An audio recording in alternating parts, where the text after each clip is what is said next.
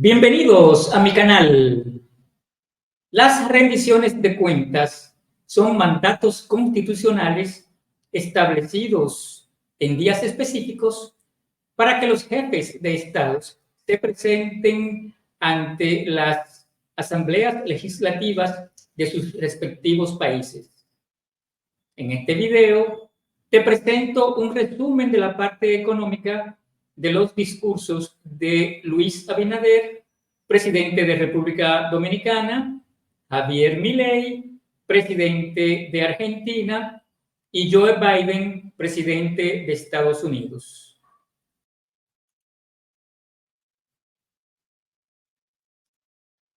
En el caso de Luis Abinader, es su cuarta y última rendición de cuentas de su periodo gubernamental frente a la reunión conjunta de los senadores y diputados al tenor de lo que establecen los artículos 114 y 128, numeral 2, literal F de la Constitución Dominicana, que citado dice así: depositar ante el Congreso Nacional al iniciarse la primera legislatura ordinaria el 27 de febrero de cada año, las memorias de los ministerios y rendir cuenta de su administración del año anterior.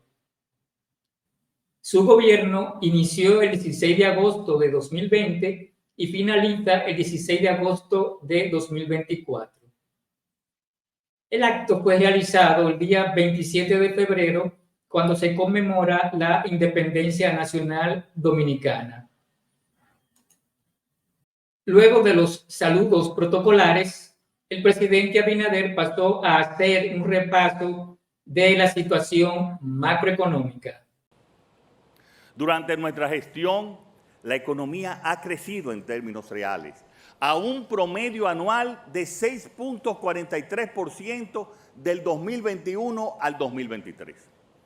El pasado año, aún siendo difícil para la economía mundial, cerramos con un crecimiento del 2.4%, siendo en este momento la nuestra una de las economías más dinámicas de la región. En términos comparativos, podemos destacar que en el 2020 el Producto Interno Bruto de la República Dominicana era de 78.923 millones de dólares. Y en el 2023 se estima que alcanzó la suma de 120.629 millones de dólares.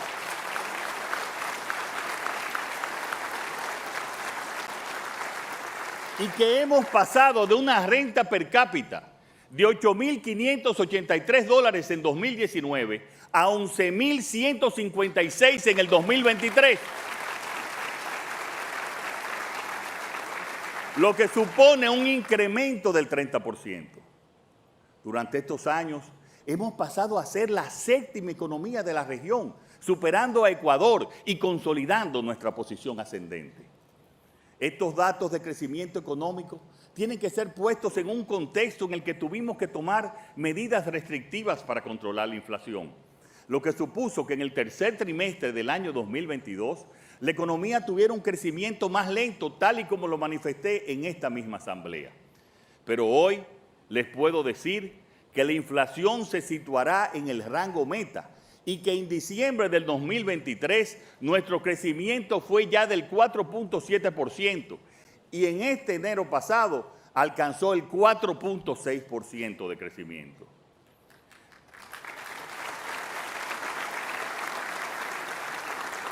Consecuentemente, la previsión de crecimiento para el 2024 se sitúa entre el 4.5 y 5.2%, muy cerca del crecimiento potencial de la República Dominicana.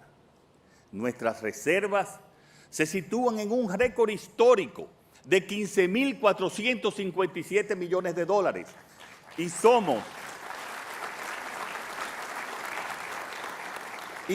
un país que inspira confianza, como lo demuestran los 4.381 millones de dólares de inversión extranjera directa del pasado año 2023, rompiendo el récord que ya habíamos alcanzado en el año 2022. O los más de 10 millones de visitantes que tuvimos el pasado 2023.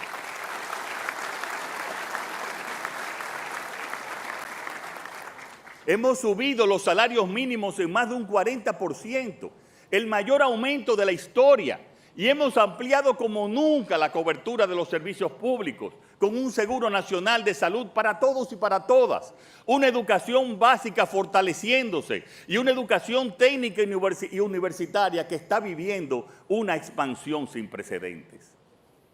Estos datos oficiales se pueden constatar en cualquier organismo gubernamental, pero ¿y si miramos lo que dicen los organismos internacionales sobre nosotros para tener una visión más amplia y, si se quiere, más objetiva?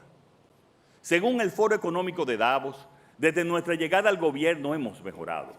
Hemos mejorado en un 24% el índice de control de la corrupción, un 15.4% nuestra apertura al comercio, otro 15% la legitimidad del Estado, un 9% la independencia de la justicia.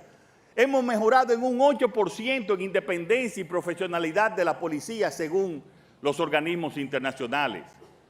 Según el último índice de Chapultepec, somos el primer país del continente, por primera vez en libertad de expresión y libertad de prensa. Según el Foro Económico Mundial, hemos mejorado un 38% en burocracia, avanzando 42 posiciones en el índice global. Según la OCDE, somos el país de América Latina y el Caribe con mayores avances socioeconómicos. Según el Banco Mundial, hemos sido una de las economías de más rápido crecimiento de la región debido a nuestras reformas y una política monetaria y fiscal prudente. Según el Fondo Monetario Internacional, República Dominicana ha realizado notables progresos en términos de convergencia de ingresos y el país tiene el potencial para convertirse en una economía avanzada. Según la Organización Mundial de Turismo, el desarrollo espectacular del turismo dominicano tras la pandemia es consecuencia de la visión, la estrategia y la acción del gobierno. Somos un ejemplo de éxito que reconocen en el mundo y que acreditan indicadores como estos. Posteriormente, el presidente Abinader presentó unas muestras del desempeño económico.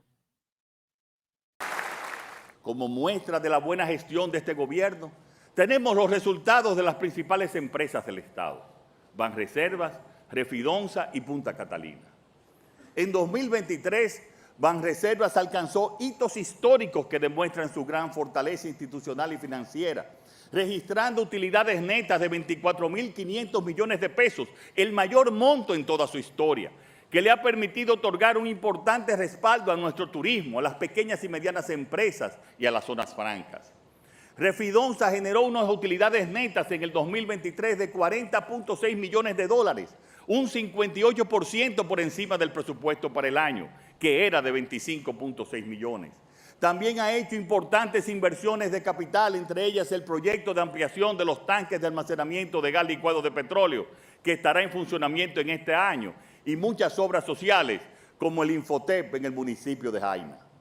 También debemos destacar la creación de una unidad que está estudiando nuevos posibles mapas de extracción de hidrocarburos en el país.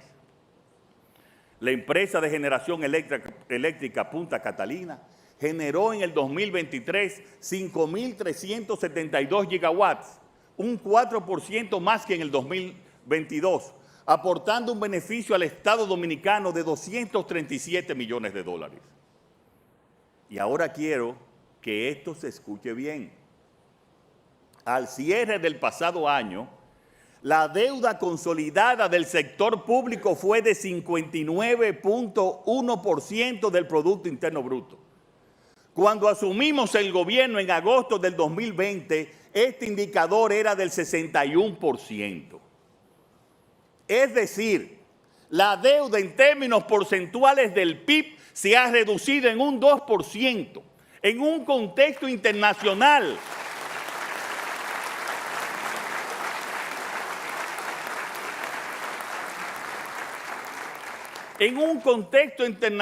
en que, debido a la pandemia y a la guerra entre Rusia y Ucrania, la mayoría de los países han aumentado su deuda.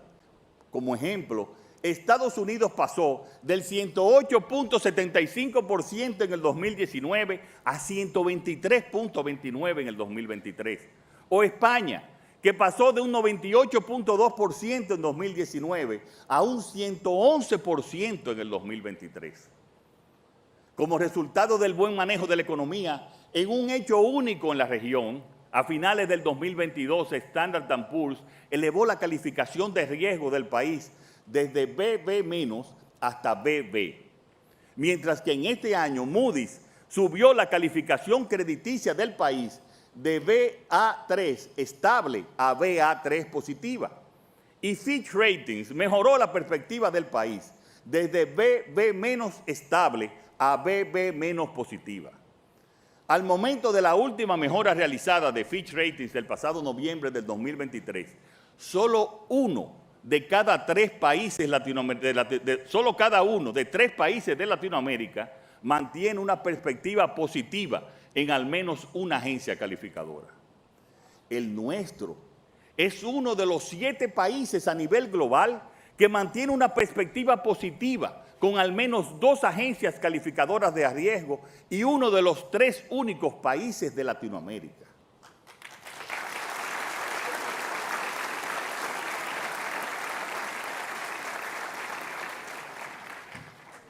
Un factor que es importante destacar es que en diciembre de 2023, la República Dominicana logró un mínimo histórico en su indicador de riesgo país de 242 puntos porcentuales.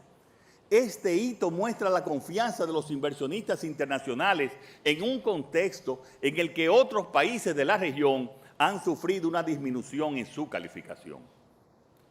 Y es esa disciplina fiscal y las acertadas políticas presupuestarias, la política monetaria, las que permitieron que el gobierno dominicano cerrara 2023 con un déficit equivalente al 3% del Producto Interno Bruto, menor al estimado. Esto tiene especial significación al ser en un año preelectoral. Quiero destacar que no obstante haber celebrado las primeras elecciones de este año, el déficit actual acumulado es de apenas un 0.3% en estos primeros meses. Y nos comprometemos al que al finalizar el año estará de acuerdo a lo proyectado. Atrás quedaron los tiempos del 2012, en que el déficit se disparó a un 6.3% con fines solo electorales, creando un desbarajusto, desguañangue en la economía, como fue calificado en esos días. En esta administración no va a haber hoyos fiscales. Estas cifras macroeconómicas serían solo números si no tuvieran un reflejo en la vida diaria de los dominicanos y dominicanas. Siempre hemos tenido claro que el rigor y el manejo eficiente de las cuentas públicas tenía que venir acompañado de un esfuerzo para ayudar a proteger el presupuesto familiar. Así, hemos destinado más de 147.000 millones de pesos para proteger los sectores económicos más expuestos. Adquirir los productos de alimentación diaria por familia tiene un costo mensual en República Dominicana menor que en el resto de los países de la región. Es de $210 en nuestro país, frente a los 250 de El Salvador, los 290 de Panamá, los 478 de Guatemala o los 569 de Costa Rica. Estos datos, según el Consejo Centroamericano de Protección al Consumidor. Mediante el programa Supérate, hemos asistido a más personas y con montos superiores, fortaleciendo y ampliando los subsidios sociales y alcanzando a 1.550.000 familias. 1.511.000 familias están recibiendo el subsidio Aliméntate con un monto de 1.650 pesos mensuales. A 1.323.111 hogares se le está entregando el Bono Gas Hogar, cuyo subsidio para la compra del gas licuado del petróleo lo subimos de 228 a 470 pesos mensuales. El Bono Luz, destinado al pago del servicio de la energía eléctrica, llega a 536.117 familias de escasos recursos económicos, con montos entre 597 y 617 pesos mensuales. Los bonos Aprende y Avanza, previsto para las familias con integrantes en edad escolar que cursan los niveles básicos y secundarios respectivamente. Se están entregando a 201.779 hogares, a beneficio de 73.872 estudiantes para Aprender y 122.956 para Avanza. Más de 1.111.000 estudiantes se beneficiaron con el bono a 1.000, que consiste en 1.000 pesos en ayuda para la compra de útiles y libros escolares al inicio del año. En octubre del año pasado fue activado el bono fronterizo para ir en auxilio de los pequeños comerciantes de la frontera, como parte de las medidas para hacer frente al impacto generado por el cierre temporal del comercio con Haití.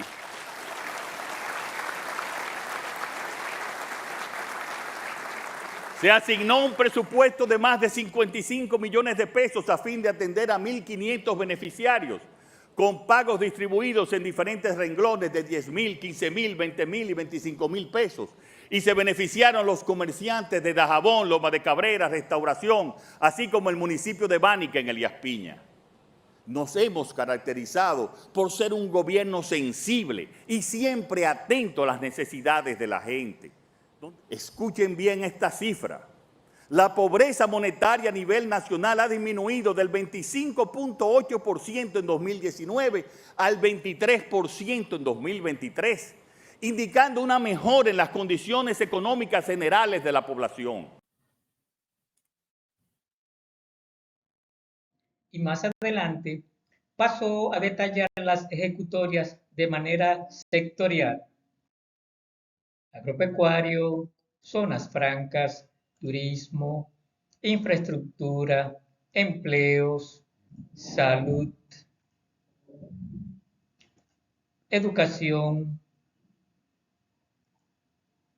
cultura, vivienda, seguridad, mujeres, juventud, energía y medio ambiente, agua y saneamiento,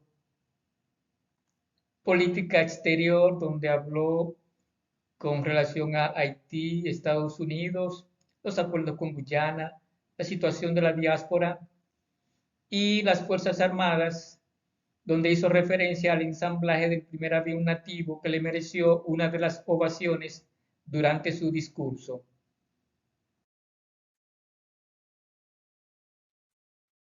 El presidente Abinader finalizó haciendo referencia a los valores de la gesta patriótica en medio de vítores que pedían 4 años más.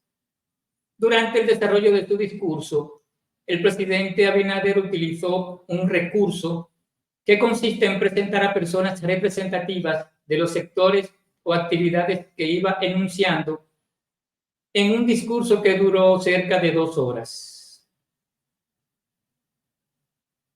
En el caso de Javier Milei, realiza su primer discurso ante la reunión conjunta de los integrantes del Congreso argentino. Su periodo inició el 10 de diciembre de 2023 hasta el 10 de diciembre de 2027. Esta alocución se hace en cumplimiento del artículo 99 de la Constitución, que reza de la siguiente manera: el presidente de la Nación tiene las siguientes atribuciones. En el numeral 8, hace anualmente la apertura de las sesiones del Congreso, reunidas al efecto ambas cámaras, dando cuenta, en esta ocasión, del Estado de la Nación, de las reformas prometidas por la Constitución y recomendando a su consideración las medidas que juzgue necesarias y convenientes según la última reforma del año 1994. Luego de las palabras protocolares, Milei pasó a hacer un resumen económico de la siguiente manera. Los últimos 20 años han sido particularmente un desastre económico, una orgía de gasto público, emisión descontrolada que tuvo como resultado la peor herencia que ningún gobierno en la historia argentina haya recibido jamás. De hecho, los déficits gemelos que heredamos alcanzaron los 17 puntos porcentuales del PBI. Muchos de los datos económicos de la herencia que recibimos son públicos. desde el día 1 en que tomamos el mando del país. 5 puntos de producto de déficit fiscal en el Tesoro y 10 puntos de déficit cuasi fiscal generado por el Banco Central, sumando un total de 15 puntos de déficit consolidado. Una deuda descomunal con importadores y organismos multilaterales de crédito que nos dejaban al borde del default. Reservas netas negativas en el Banco Central por 11.200 millones de dólares. Precios de energía y transporte reprimidos en algunos casos hasta un quinto de su valor real. Y el dólar con una brecha del 200% entre el oficial y el paralelo. Una emisión desenfrenada en los últimos años de gobierno por 13 puntos del PBI, sumado a los más de 15 puntos del PBI que se habían emitido durante los primeros 3 años de gobierno. A su vez, durante la primera semana de diciembre, la inflación minorista corría a un ritmo del 3.700% anual. Durante la segunda se aceleró al 7.500% anual. Mientras que, para aquellos que consideran que estos números son una fantasía, la inflación del 52% mensual en mayorista implicaba una inflación anual del 17.000%. Números que cuadraban de modo perfecto con el sobrante monetario y el potencial de emisión derivado de los pasivos remunerados del BCRA. Entiendo que algunos políticos suman con dificultad, salvo que se trate de la propia. Por lo que pedirles que computen una función de crecimiento geométrico es un oxímoron para aquellos que no la han visto, no la ven y no la verán.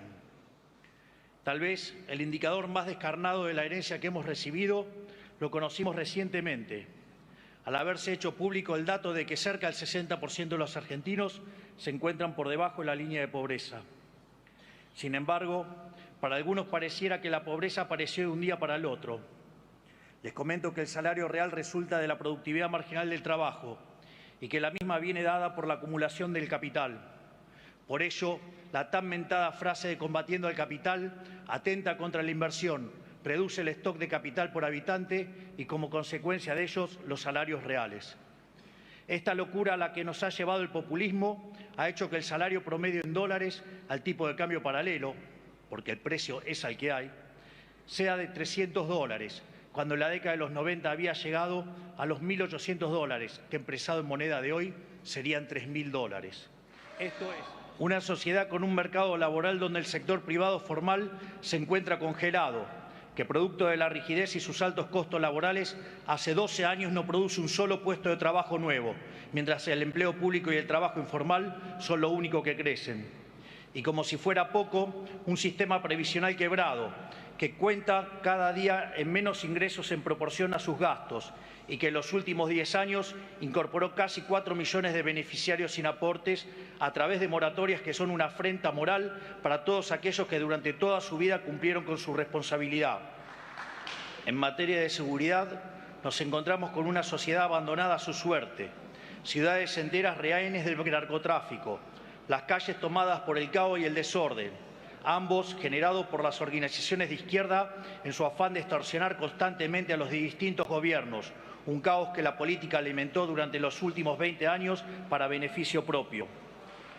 En lo que respecta a la educación, una crisis que ya arrastra décadas, que es cada vez más profunda y que ha redundado en que hoy la mitad de los chicos de tercer grado no entiende que leen en Argentina y el 70% no puede resolver un problema de matemática básica. Esta es la realidad actual del país con más premios Nobel de la región, que supo ser en su pasado un faro de calidad educativa. El analfabetismo incipiente es a nuestra educación lo que la inflación es a nuestra economía. En el plano de la educación superior, la creación de universidades se ha convertido en un negocio más de la política y en los profesorados e institutos de formación docente proliferan currículas educativas de izquierda, abiertamente anticapitalistas y antiliberales, en un país en el cual lo que se necesita es más capitalismo y más libertad. En materia de salud, un sistema empujado hacia una crisis de desabastecimiento causada por la política comercial irresponsable del gobierno anterior, que dejó a médicos, pacientes y familias sin stock de insumos médicos de todo tipo y, en particular, de medicamentos especiales como los oncológicos. Todo esto en el medio de la farsa del Estado te cuida durante la pandemia, donde si hubiéramos hecho las cosas como un país mediocre, hubiéramos tenido 30.000 muertos, de verdad, mientras que tuvimos 130.000 con el dolor enorme que ello significa. El informe de situación de las 114 dependencias de la Administración Pública Nacional, realizado por la SIGEN y la Secretaría de Transformación del Estado, ha arrojado información alarmante, entre las que destaca una deuda consolidada de cerca de 3.000 millones de dólares en bienes y servicios impagos.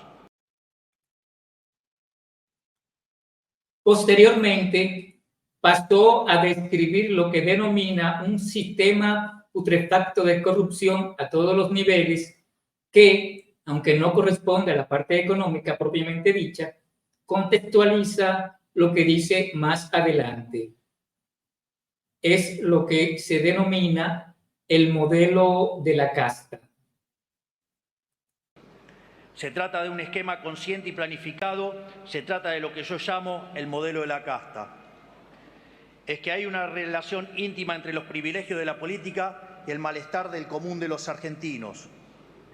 Es precisamente el modelo económico del Estado presente, un régimen de gasto público alto, déficit fiscal, deuda y emisión monetaria, el sistema del que la casta política se sirve para expropiar riqueza de los argentinos de bien y dárselos a sus clientes y amigos. En este sistema, lo que está en la base del deterioro generalizado de los últimos 100 años, la construcción de una fachada, un negocio amparado en la mentira. Este es el lamentable estado material y espiritual de nuestra nación. Después, describe la ejecución de sus políticas económicas en los primeros 82 días de su mandato. Durante nuestros primeros 82 días en funciones, hemos llevado adelante el programa de gobierno más ambicioso del cual se tenga memoria. En el plano económico, comenzamos por destruir el huevo de la serpiente, el déficit fiscal. Hemos avanzado en la reducción del gasto público más profunda de nuestra historia, haciendo un recorte de 5 puntos del PBI en tan solo un mes. Redujimos el gasto primario del Estado Nacional en 40% en términos reales, donde dicho resultado surgió de eliminar la obra pública, reducir el 98% de las transferencias a las provincias, reducir los ministerios a la mitad, echar empleados públicos fantasmas, eliminar planes sociales a personas que no lo necesitaban, terminar con los intermediarios de la pobreza y reducir al mínimo la flota de autos, asesores y teléfonos celulares. Es decir, si bien ha habido licuación, ha habido mucho más de motosierra, todo para la política.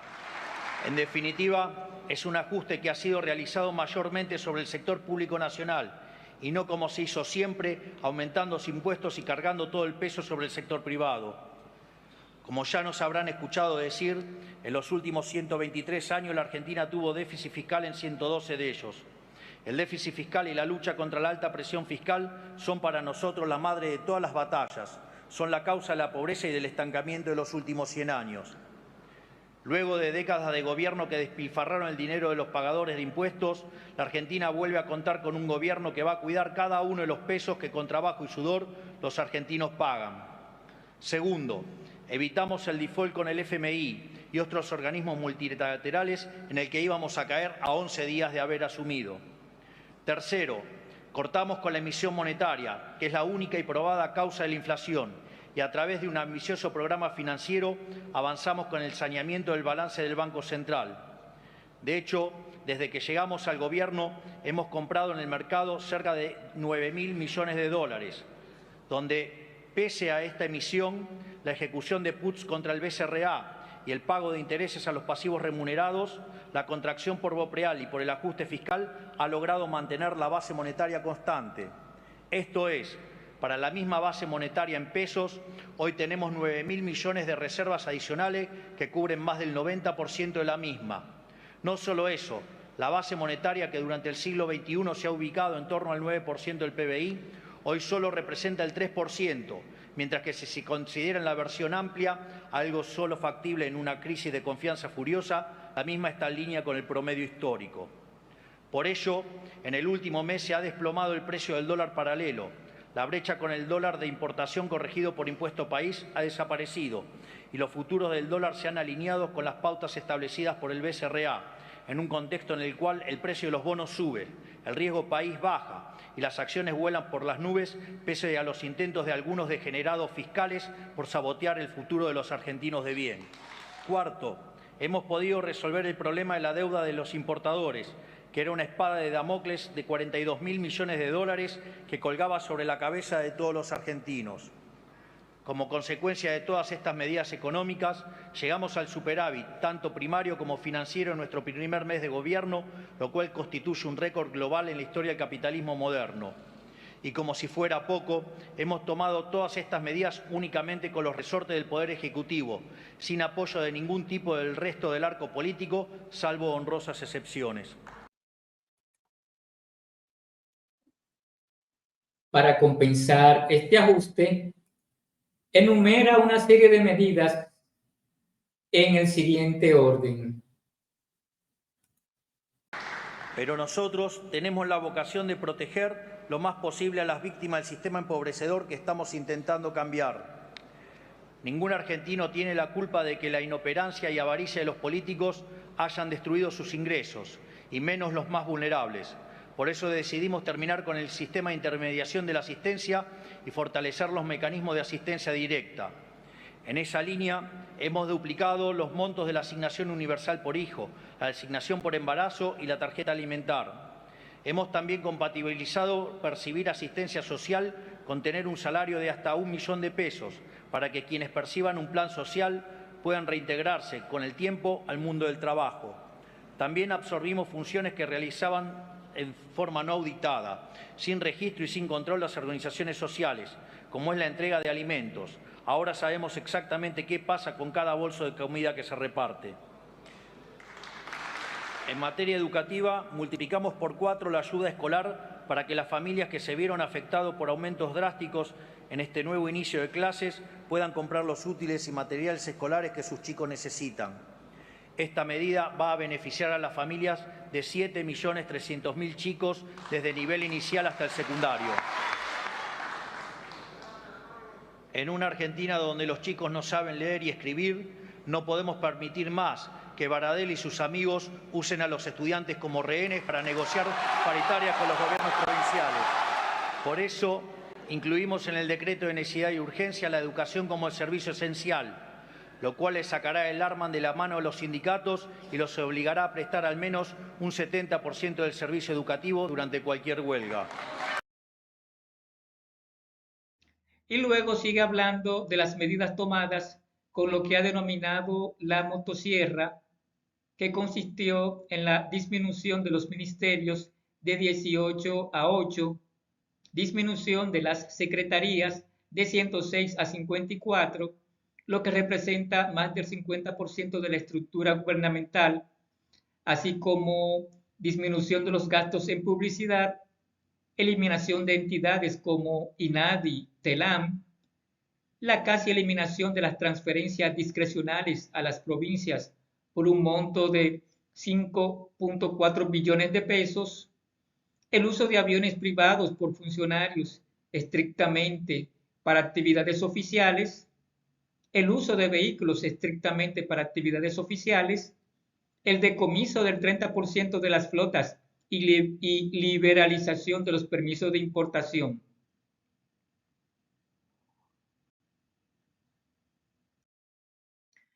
También se refiere al megadecreto o DNU, mediante el cual busca darles más libertad a los trabajadores para afiliarse a los sindicatos, modificar la ley de alquileres, modificar la ley de abastecimiento, eliminar la prohibición a las exportaciones y fomentar la contratación del empleo registrado.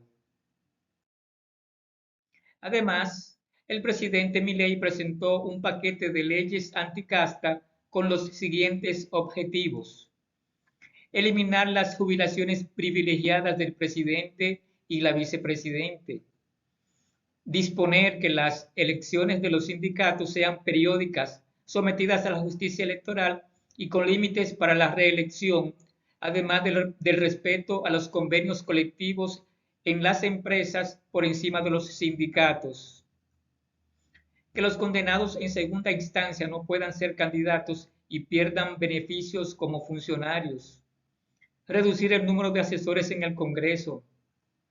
establecer un descuento por participar en el paro, eliminar los aportes del Estado a los partidos para que se financien de las contribuciones voluntarias y de las cotizaciones de sus miembros, y prohibir el financiamiento del déficit fiscal con emisión monetaria, sancionando a los funcionarios envueltos y declarando el delito de lesa humanidad.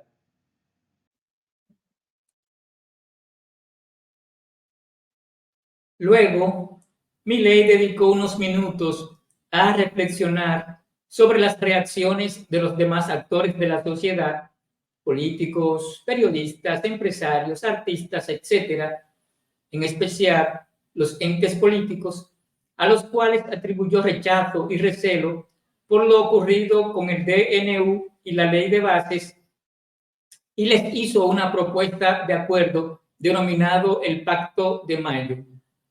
Veamos.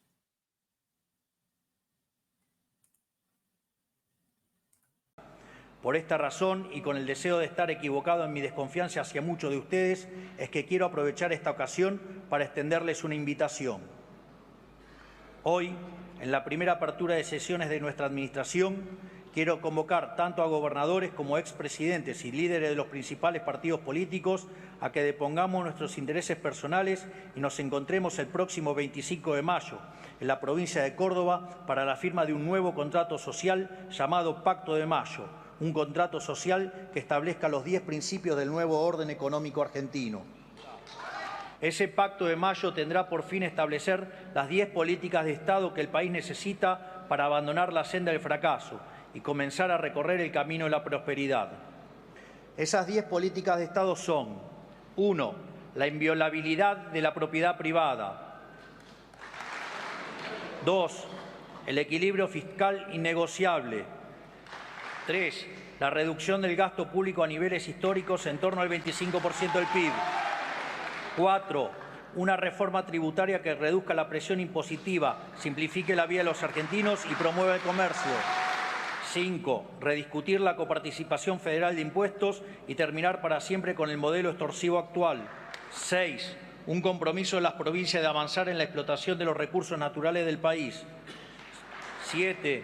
Una reforma laboral moderna que promueva el trabajo formal. 8. Una reforma previsional que le dé sustentabilidad al sistema, respete a quienes aportaron y aporte y permita a quienes prefieran suscribirse a un sistema privado de jubilación. 9.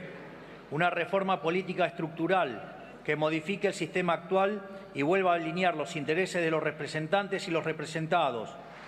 10. Y por último, la apertura del comercio internacional de manera que la Argentina vuelva a ser un protagonista del mercado global. Estas 10 ideas, que son las bases del progreso de cualquier nación, podrán sentar las condiciones del crecimiento argentino por los próximos 100 años, para que una vez más la Argentina sea un faro de luz para Occidente.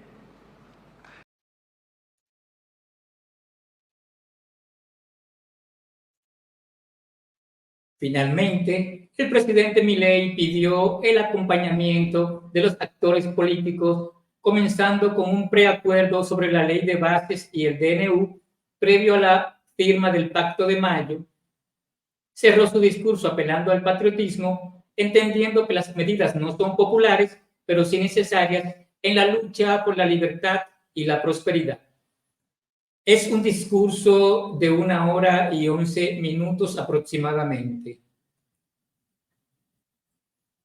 En el caso de Joe Biden, también es su cuarto y último discurso del Estado de la Unión, como se denomina en Estados Unidos, al amparo del artículo 2, tercera sección de la Constitución norteamericana, el cual establece lo siguiente: periódicamente deberá proporcionar al Congreso informes sobre el Estado de la Unión, recomendando a su consideración las medidas que estime necesarias y oportunas.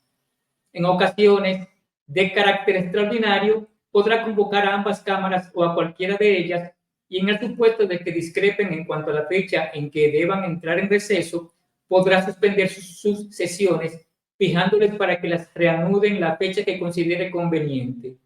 Recibirá a los embajadores y otros ministros políticos, cuidará de que las leyes se ejecuten puntualmente y extenderá los despachos de todos los funcionarios de los Estados Unidos. El periodo gubernamental de Biden inició el 20 de enero de 2021 hasta el 20 de enero de 2025. Inicia su discurso hablando de la guerra de Rusia y Ucrania y hace su diferencia con relación a Donald Trump en el trato a Putin. Se refiere a la ampliación de la OTAN con la entrada de Finlandia en 2023 y Suecia en 2024. También a los actos ocurridos el 6 de enero de 2021 con lo que han llamado la insurrección de los que solamente aman ganar pero no perder.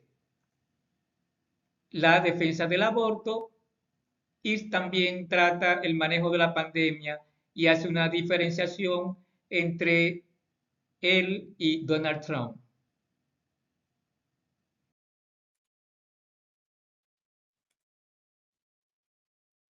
Luego, procede a presentar un resumen económico. Asumí el cargo para que superáramos uno de los momentos más difíciles de la historia de nuestra nación, y lo hemos hecho. En miles de ciudades y pueblos, el pueblo estadounidense está escribiendo la mejor historia de una recuperación jamás contada.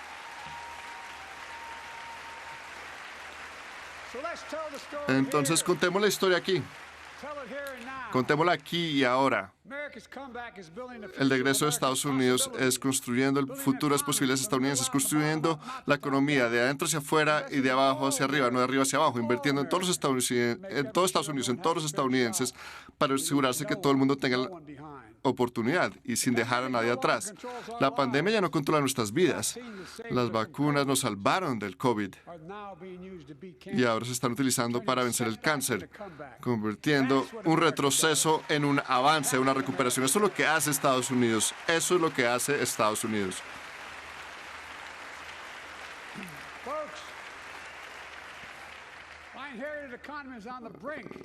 Un Congreso o una economía en problemas, y ahora se han creado 50 millones de empleos en solo 3 años. Eso es un récord, un récord.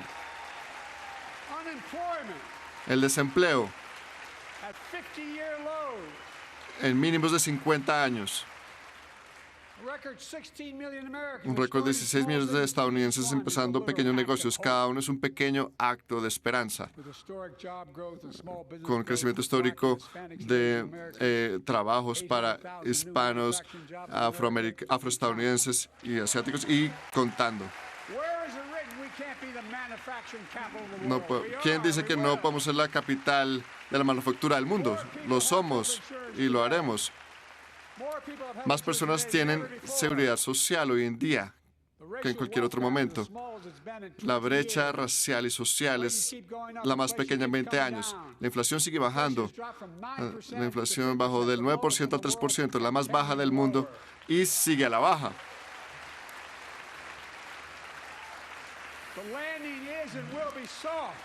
El aterrizaje es y será suave.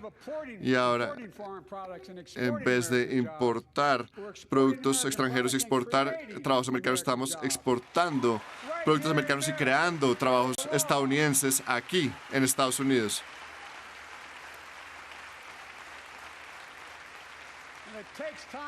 Y toma tiempo, pero el pueblo estadounidense está empezando a sentirlo. Los estudios de consumidores muestran que la confianza del consumidor está por las nubes.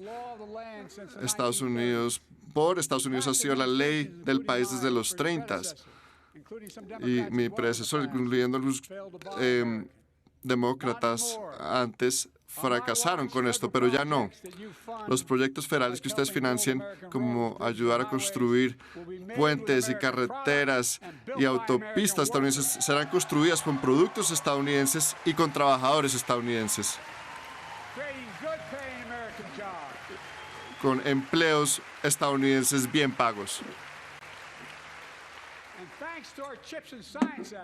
Y gracias al Chips and Science Act, Estados Unidos está invirtiendo más en investigación y desarrollo que en cualquier otro momento. Durante la pandemia, la falta de chips y semiconductores incrementaron el precio de todo, desde celulares hasta automóviles. Nosotros inventamos esos chips aquí en Estados Unidos y en vez de tener que importarlos, ahora las compañías privadas están invirtiendo miles de millones de dólares para construir nuevas fábricas de chips aquí en Estados Unidos, creando miles de trabajos. Muchos de estos están pagando $100,000 al año y no requieren un título universitario.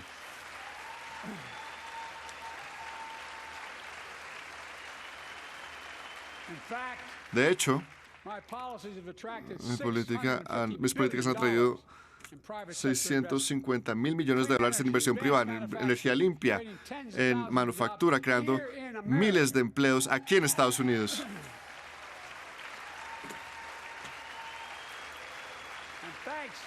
Y gracias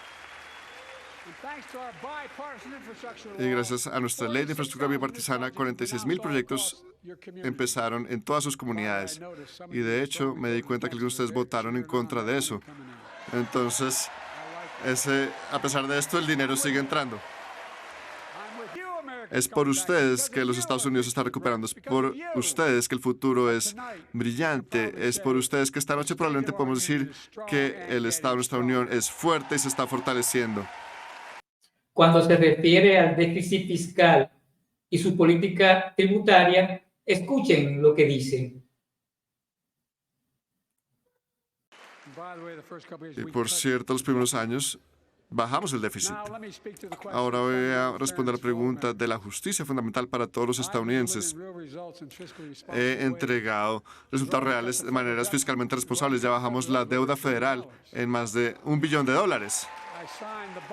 Firmé el contrato bipartisano. Y va a haber otra disminución en la próxima década. Mi meta es disminuir el déficit en otros 3 billones para que las corporaciones muy grandes finalmente paguen lo que les corresponde, lo que es justo. Miren,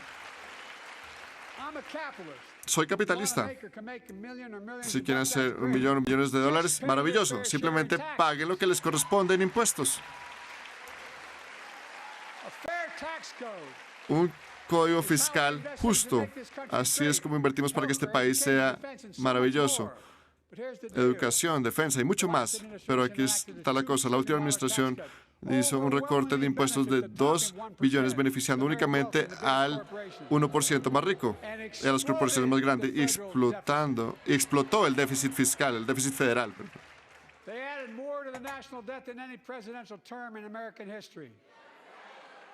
Es la peor cifra en un término de un presidente de Estados Unidos. Los que están en casa, algunos creen que el código fiscal es justo, creen que los ricos y las corporaciones grandes necesitan otra exención de impuestos de $2 billones. Yo no creo. Voy a seguir luchando para que esto sea justo y en mi plan nadie ganando menos de $400,000 va a pagar un centavo adicional en impuestos federales. De hecho, la ley que pasé durante la pandemia disminuyó los impuestos para muchas familias y disminuyó la pobreza infantil en la mitad. Restauramos ese crédito fiscal para los niños. Ningún niño debería pasar hambre en este país. La forma de que un código fiscal sea justo es que las corporaciones grandes y los muy ricos paguen lo que les corresponde, lo que es justo. ¿Recuerdan 2020? 55 de las compañías más grandes de los Estados Unidos pagaron $40,000 millones y pagaron 0 en impuestos federales a las ganancias. Ya no. Gracias a la ley que escribí, que redacté y firmamos, tienen que pagar más del 50%. Pero eso sigue siendo menos que lo que pagan los trabajadores por los impuestos. Es momento de elevar los impuestos corporativos al menos a un 21%. Para que todas las corporaciones grandes finalmente empiecen a pagar lo que les corresponde. También quiero disminuir o eliminar la exención de impuestos para los que ganan más de $1 billón que se pueden deducir. Pueden pagar 20 millones si quieren, pero deducir $1 millón. Terminen eso ya. Hay 1.000 multimillonarios en Estados Unidos. ¿Saben cuál es el impuesto federal para estos multimillonarios? Están haciendo grandes sacrificios. 8.2%. Eso es mucho menos que la mayoría de lo que pagan los estadounidenses. Ningún multimillonario debería pagar más impuestos que una persona que trabaja en salud, o una enfermera, o un educador.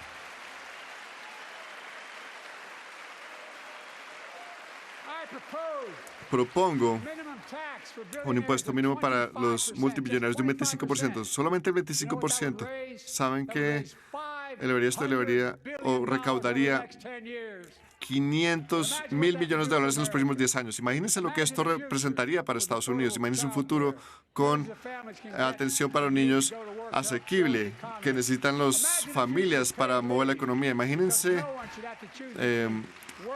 con licencia paga, porque nadie debería tener que escoger entre trabajar o atender a los familiares enfermos. Imagínense el futuro de la atención en salud y personas que viven con discapacidades para que puedan permanecer en casas y los cuidadores finalmente reciban la paga que se merecen.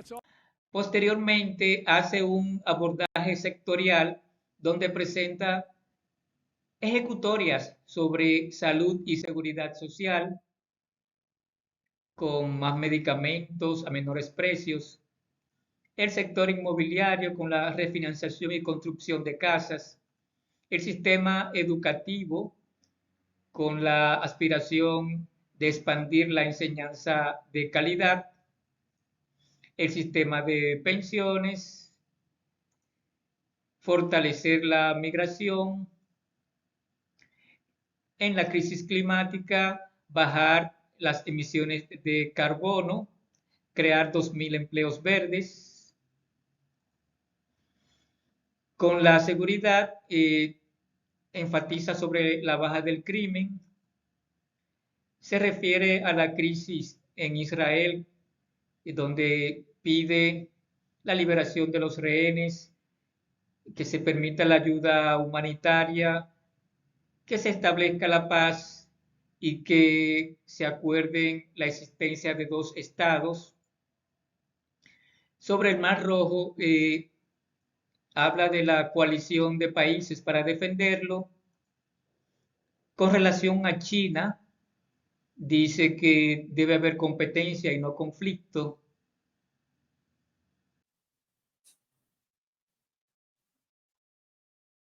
Finalmente, al cierre de su discurso, Biden habla de su edad avanzada, pero que no le impide que tenga ideas nuevas. Se define como optimista, con visión de futuro para defender la democracia, la libertad, el pago justo para todos, un futuro para construirlo juntos y actuar juntos. En el caso de Biden, también utiliza el recurso de Abinader de presentar personas representantes de los sectores o actividades a las que se refiere a lo largo de su discurso, que dura 1 hora y 7 minutos.